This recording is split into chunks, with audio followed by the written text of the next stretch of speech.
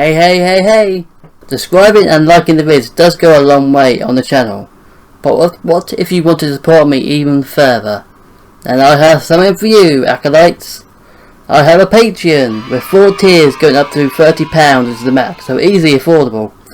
And if you want to go a step further, subscribing to my Patreon will give you many special benefits like early access to my videos and behind the scenes content. So you are getting many gifts in return for supporting me and the channel. So the link is in the description, and thank you for helping me in the long run. Let's get on with the video! This is strictly classified. This series is to inform of the weird, the crazy, and the downright bizarre. Ranging from conspiracy theories to myths to strange events. And this series, what you are about to witness is for your eyes only, and your eyes alone. So everything will be redacted from here on out. Welcome to the U-Files.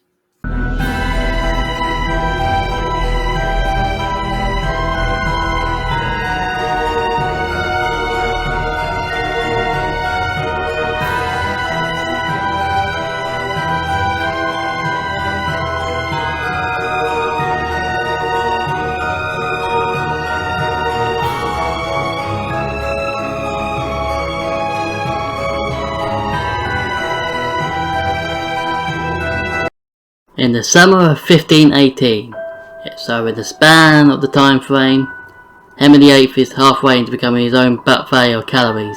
Somewhere around there if you want to know. The town of Strasbourg-en-Lys in the old Holy Roman Empire, which is more of an improvement over we have today.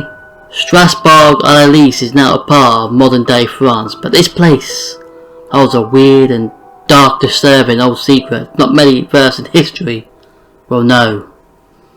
In that summer of 1518, in that town, a woman began to dance uncontrollably.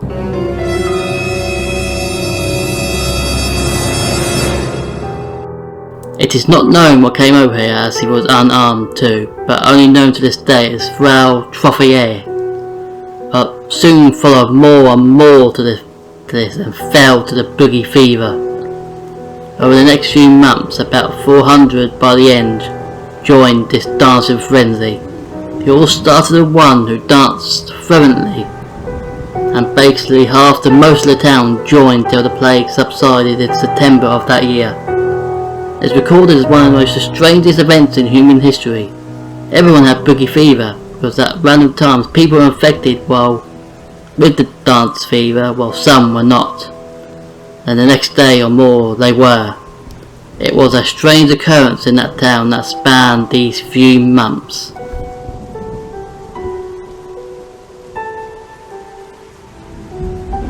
It is not directly known what caused this to happen, but there's many theories. What is controversial of how many deaths might have happened but not well recorded.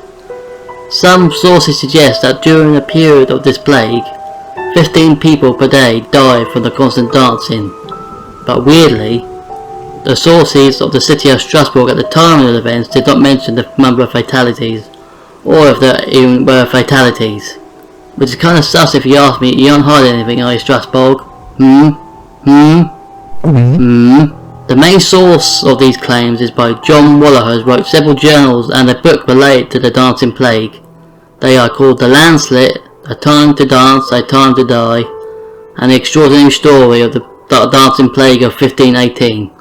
In these books and journals he covers a lot of detail about what have happened to those who might have died, and other causes of death there might have been. The causes of death will probably come down to exhaustion from the amount of dancing along with dehydration due to water, and the lack of sleep along with the lack of food if they have been infected and lasted for days.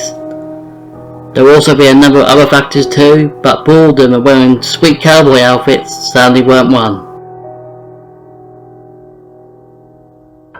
So what were the causes? Plague of infectious dancing? Was it a gaggle of witches wanting to mess around with a town for their own amusement? Or was it an unearthly entity born from evil with a taste of stage presence in the art of music, wanting to curse the town to dance forever? No. Literally no. There's probably a lot more simple and supernatural forces trying to mess with simple town folk for a few months and leave again. Would be a huge mistake were from their part a huge waste of time, trust me now. But there's much more plausible theories out there. Food poisoning is one of the prime suspects we may have to go good cop bad cop on.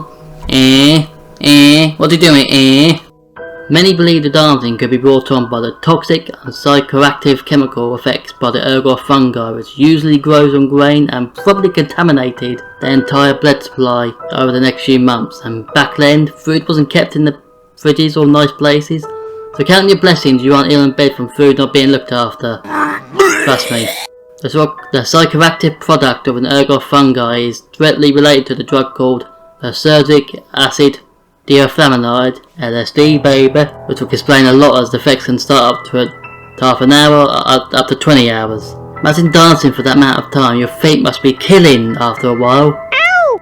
The same fungus has also been involved in other historical events, such as the Salem witch trials being one. One small theory is that, and if anyone is afraid of spiders, I will look away now. Being bitten by tarantulas as a case in 15th century Apulia, Italy, a woman was being bitten by one and the venom caused her to dance convulsively, and shimmering was the only way to cure it. But again, small theory, as you would need thousands of tarantulas to literally invade the town. Basically this all over again. The final theory is stress-induced mass hysteria caused by the psychological stress created by the years that they were living in, as the Holy Roman Empire wasn't always such stability as states always fought with each other, along with starvation and disease going on in the area. Oh, and France wanting some of that sweet country pie back, baby. This would cause bizarre behaviour and make people act out, and this acting out was them to dance their pain away. So goth, am I right? This could be the main reason that simple folk life wasn't easy back then as it is today, but those are some of the most plausible theories. But the world is not always as it seems, and something unexplained could have started this weird, jiggy pandemic. So when you're in your bed at night, just sleep tight while there's something out there waiting to give you